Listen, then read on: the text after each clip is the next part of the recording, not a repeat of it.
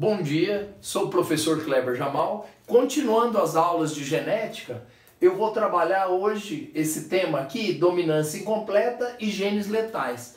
Qualquer dúvida pode se inscrever lá, pode fazer um comentário no meu canal que vou responder futuramente.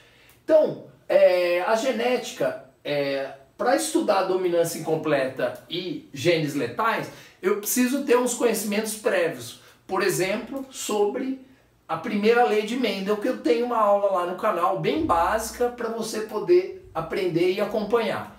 Essa aula também vou falar os fundamentos básicos da dominância incompleta e dos genes letais com exemplos, que eu acho que a maneira mais fácil seria os exemplos para poder aprender. Então, como que seria a dominância incompleta? Ela já está dizendo, ela é incompleta. Então, no caso da primeira lei, quando eu tenho a dominância completa, o que acontece? A proporção sempre dá 3:1. São 3 dominantes para 1 recessivo. No caso da dominância incompleta, o maior exemplo é da Mirabilis jalapa, que é uma flor. O que acontece? Nós cruzamos duas flores, uma vermelha pura com uma branca pura. No caso, seria o quê? Ou a vermelha ou a branca ser dominante, mas aqui não. Elas misturam os genes, né? Então, o que acontece? A característica acaba dando uma flor rosa, no caso aqui. Então, uma branca com uma vermelha dá rosa. Então, a hora que eu vou colocar a nomenclatura genética, eu uso Vzão, Vzão e Bzão, Bzão. Não Vzão, Vzão e Vzinho, Vzinho no caso da dominância completa. Então, o que acontece? Mas aí, se eu cruzar de novo Vzão, Bzão, aqui dá para ver no quadro de Punnett, o que vai acontecer? Ó? Vai dar uma Vzão, Vzão, duas Vzão, Bzinho, Bzão e duas Bzões, Bzões. Então, a proporção fenotípica vai ser uma vermelha, duas rosas e uma branca.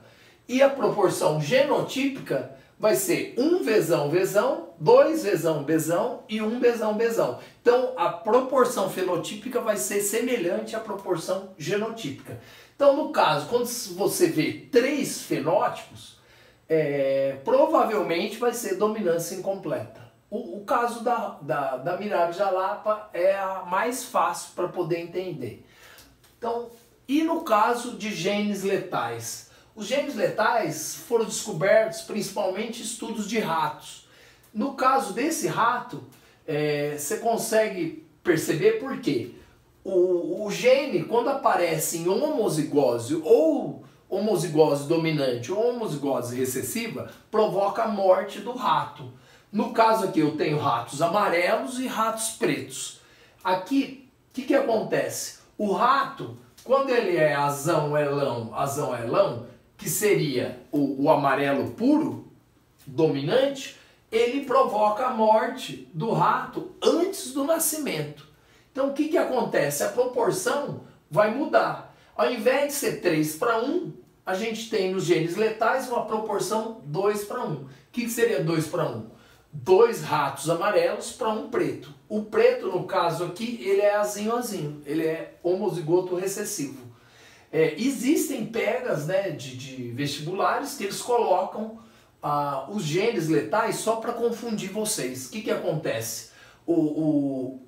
Os genes letais existem, mas só que ele acaba provocando a morte depois, após o nascimento.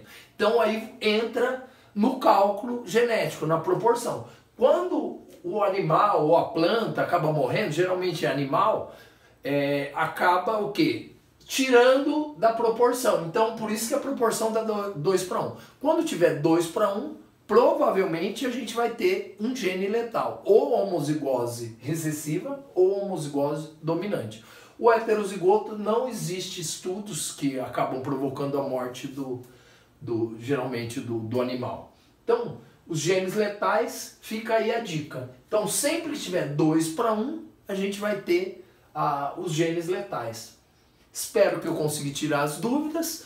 Qualquer coisa, vocês podem escrever um comentário no meu canal, Professor Kleber Jamal, no YouTube, e eu vou resolver as perguntas, né, responder as perguntas futuramente.